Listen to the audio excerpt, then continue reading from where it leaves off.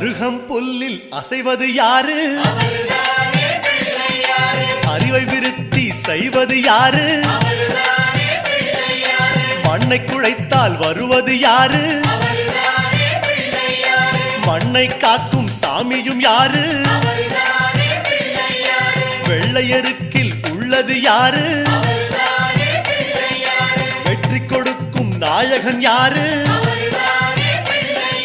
முன்னே வந்த சாமியும் யாரு? அவரும் வாழ்வது எங்கே கூறு?